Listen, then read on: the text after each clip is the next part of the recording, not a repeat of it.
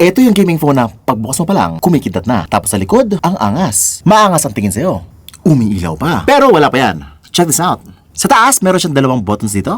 Pag kinlik ko sa left, nag-i-scope sa Call of Duty. Nag-zoom in. Pag click ko ng right, nag-fire. Guys, naging gamepad na siya. It's a legit, full-blown gaming system na. This is the Nubia Neo 3 GT, the only gaming phone you should watch out for this 2025. The design is crazy, but also the specs. Powered by the Unisoc T9100 processor, 2.7 GHz. May 6,000 mAh of battery, 80 watts fast charging na rin siya. May 12 gigs of RAM, 256 GB of internal storage. The display is a 6.8-inch OLED Full HD+, 120Hz 1080p na may 1,300 nits peak brightness na display. They also equip the shoulder buttons with advanced triggers. Meron siyang pressure sensitivity. It's got AI mapping at linear motors na. Hindi katulad sa Nubia Neo 2 na standard shoulder triggers lang. This is also powered by the AI Game Space 3.0 na very modern na design at very close to the Red Magic 10 Pro. Advanced na yung cooling, may VC cooling technology na po siya. Tapos naka IP54 water and dust resistant na rin siya just in case you have sweaty hands. This is the Swiss Army knife of gaming phones. Kompleto. Features, specs, and even the gaming software. It's all here. Sa wakas, a very good gaming product na. Even the display is very good. Completely flat na po siya. Wala po siyang bezel bumps. Now, kung hindi mo kilala si Nubia, siya po yung sister company ni Red Magic. Probably my favorite gaming phone of all time. Red Magic gaming phone. Problema kasi 40,000 to 50,000 yun. And their mature gaming software and mature gaming design has trickled down to their mid-range phones. Ito na naman ang hinihintay ko kasi nga wala masyado nag-offer ng shoulder trigger buttons for less than 10K. Although more than 10K siya, pero kasi guys, grabe yung specs niya. And the quality it has compared sa Infinix and Itel, napakalayo. A much more refined gaming device. But is it without flaws? Let's unbox and review. It's been you're watching Unbox Diaries. Ooh. Ito ang box, yellow and black. Pag yellow and black ba gaming? Kasi Poco, to Unbox Diaries, Corsair, yes, Neo, yung O, Corsair. Nakalagay itong win more games. That's what a gaming phone should do. It lets you win more games. Electro, yellow color, I love it. Wow, even the packaging is so nice. Ito po yung kanyang plastic cover. Underneath, a hard case. Not transparent, frosted finish sa likod. The swirly SIM ejector pin. Nice, hindi boring. May warranty card? Yes. A global instruction manual. Uy, may Type-C to Type-C na cable. Hindi po siya Type-A to Type-C. Type-C parehas. And the... Uy, grabe naman to. It looks like this is the fastest charger. Under 15,000 pesos. 80 watts fast charging po to. And it's included in the box. Meron pa siyang black color, no? Yung si Metal Garurumon. Or Gundam na lang. Ayun, mas kilala kasi yun eh. Which means it's a mecha design. Ano yun, may mecha design, di ba? Mobile suit Gundam like... may mga panels, may mata pa siya dito, maangas, tapos yung eye bags niya, umiilaw. Ba't hindi kilay yung LED light sa likod? Ginawang eye bags. Kasi nga daw magkaka-eye bags kayo after playing so long. Uy. Long gaming session. Na-joke lang lahat yun ah. We got the 03 here. Actually, it's not as minimal as you would like it to be. Syempre, they actually designed it to look like a face. Na ito yung ilong niya, ito yung isang part ng mukha niya, meron siya mga black and yellow accents dito, and some carbon fiber here and there. And of course, dalawa lang yung kanyang camera. Yung isa ay LED flash na bilog or octagon. This is only plastic, pati yung kanyang sides plastic, which is okay lang, no? Maganda naman yung phone. Yun nga lang, wala siyang headphone jack. So, sayang. Si Red Magic meron. Ano ginagawa nyo? Yung headphone jack ba is pang gaming flagship phone lang? Kasi wala na si Poco ah. Magiging premium picture na siya, si headphone jack. Dual stereo speakers po to. Merong speakers pa ba? Meron din sa earpiece banda. There's one microphone at the top, one microphone sa ilalim. Dual nano SIM card slot lang po siya. So, wala po siyang micro SD card for expandability. Sayang. Pero ito talaga. The right side is where the magic happens. As you can see, meron siyang 4 na buttons dito. 3 physical, red power button, volume rockers, and of course, syempre, shoulder gaming triggers na may paaraw sa side. So, ibig sabihin nito, hindi lang siya press but also swipe. Multi-function. And at the front, uy, ito talaga, dito ako na-impress kasi nga yung kanyang display is completely flat. Wala po siyang bezel bump. Ayun no? Check that out. Completely flat. And the bezels at the front is so thin. Grabe yung immersion. This is a high-end display. Oh, by the way, ito ay OLED na po, 6.8 inches. Really huge. 120Hz refresh rate na po to with a high brightness of 1,300 nits. Yun nga lang, wala po siyang mga HDR, Dolby Vision, but it's very smooth at very good yung kanyang contrast, high yung saturation ng mga apps, and playing like this is very comfortable. Hindi po tinatamaan yung camera module. As you can see, it's a great gaming design. By the way, meron na siyang Google ah. This is NTC, hindi po siya global variant. Wow! Ang ganda! Nanonood lang ako ng video sa YouTube. That is what it looks like. Guys, the sound is amazing. It's just that compared sa mga GT20 Pro, mas lamang siya yung bass, yung separation ng audio, yung details. Oh my god. And may HDR din po siya. Up to 720p 60 frames per second HDR. Tapos meron na siya mga live wallpapers included. Mga gaming wallpapers to Although pwede na mag-download ng sarili mo. Pero kasi, this is a nice touch. May game space na rin up dito. Alam niyo na yan kung sino meron ganyan.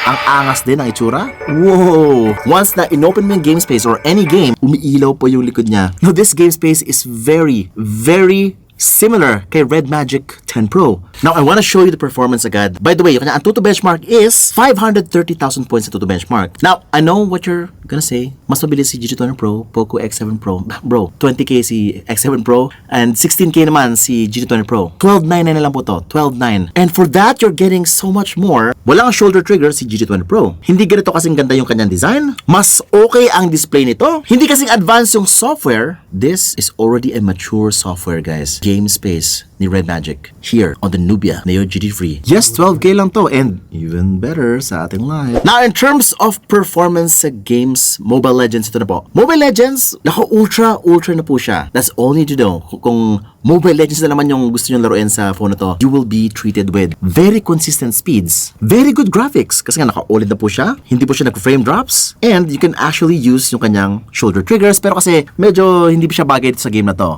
Pang Call of Duty pati pang PUBG po yung shoulder triggers. Later, you'll see. Pero dahil naka-mature na siya na game space, meron po siya mga features dito that will help you improve your Mobile Legends experience. For example, meron siya mga anti-mistouch na feature dito kapag nagra-rank ka. Sometimes kasi nanggigigil tayo. What if maswipe mo ng ilang beses yung sa ilalim ng screen, tapos nag-home ka, biglang napunta sa home. Oh no. Eto guys, it will reject yung ganong klaseng behavior during gameplay. Also, meron din siyang overclocking capability. Meron po siyang Rise mode dito. Yung Rise mode, parang kay Red Magic din yun which is ini-improve niya yung CPU and GPU to further increase your frames per second and yung consistency ng graphics. Ito rin guys, very high resolution. Very smooth naman po siya sa Mobile Legends. Very good din yung kanyang sounds.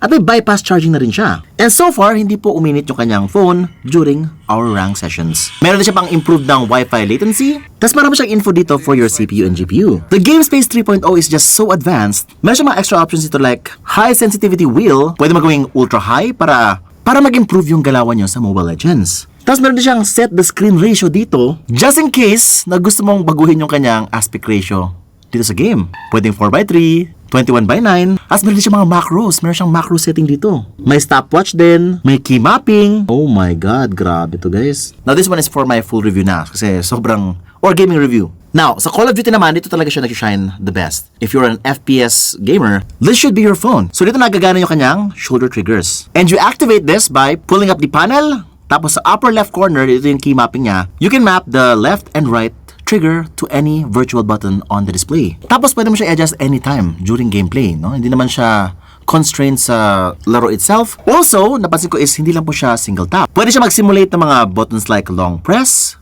Kunwari isang click lang, maglo-long press na siya. Or pwede siya mag-multiple press in just 1 second. For example, isang press na to, 5 times yung kanyang barrel. Trrrr, ganun. Mga pistol, para hindi ka naman nagigigil ng ganyan lagi. So parang isang ganun lang, trrrr, ganun na siya agad. Marami pa rin, may rapid fire pa siya. Motion sensing, dual operations, which I will cover in a future gaming review. Kasi masyado marami to guys. But technically, what this does is, it makes you feel much more connected to your game. Mas intuitive siya. Kasi para siyang gamepad experience. And with this, your other fingers are free from moving around the screen. Kasi kapag lahat ng fingers mo nasa screen, minsan binablock niya yung view. Ito naman, pwede a combination of shoulder triggers and on-screen controls. Mas mataas yung range of motion mo. Which means, mas creative ka sa gameplay mo talaga. Mas maduga, kumbaga. Kaya kung gusto mong mas manalo ng madalas, ito na. Huwag mo lang sabihin sa iba na naka-nubia ka. And of course, sa PUBG din, gumagana siya. So, pretty much any game in the Play Store, pwede mong i-map yung shoulder triggers. Just make sure na comfortable ka using it. Hindi yung parang pinilit mo lang kasi nga meron siya extra button sa taas. By the way, pwede mo tanggalin yung ilaw sa likod if you wish dun sa game space kasi nga it will eat more battery. Kung hindi naman siya gano'n ka-importante, kung hindi mo naman siya nakikita lagi, pang flex lang siya, tanggalin nyo na lang siya. Now, nagbago yung settings ng Call of Duty. Ito na po yung itsura niya. And it's only able to do medium graphics and high refresh rate or frame rates dito sa Call of Duty. Which is sayang. Siguro in the near future, may optimization pa ito na ganap. Pero right now, this is what it provides. I'm pretty sure kaya naman yan ng mga max frame rates tapos medium graphics lang. Definitely. Pero kasi nakaka-enjoy ng sobra maglaro with a shoulder trigger smartphone. Talagang sobrang intuitive ng dating niya. Sa Genshin Impact naman dito, nagulat ako Kasi nga, at first, medyo nag-frame drop siya at medium settings. 60 FPS mode to Pero hindi siya 60 FPS like. But if you want much more consistent as mataas na FPS, you have to enable the rise mode. Nakabalance lang po siya sa una. Click the rise and just like that, nag-improve na yung kanyang gameplay. Mas mag-enjoy ka dito, although hindi po siya 60 FPS pa rin. Siguro mas naging consistent na siya sa 40 to 50.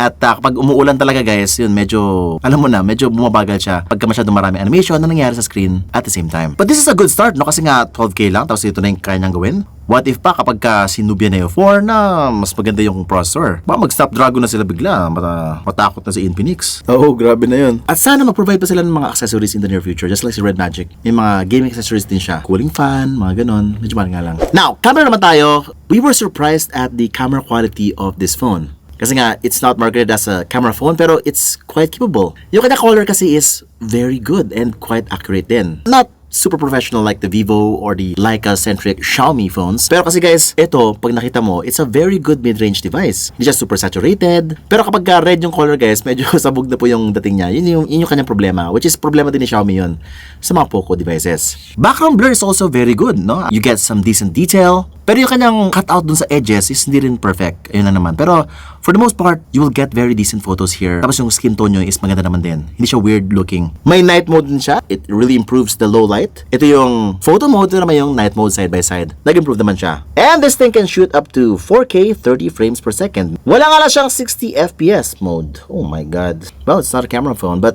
meron siyang EIS, no? Pero kasi the quality, bumababa din kapag may EIS. Medyo nag-blur siya ng konti with the EIS. Nag-zoom in din ng konti. But certainly, it gets the job done. Kung nag-aaral ka pa, gusto mo lang mag-picture sa blackboard, natabad ka, picture ng notes ng mga classmates mo, selfie, is pretty good. Kung nakita mo naman sarili mo na matas mag-gaming, ako, this, I think, is the best.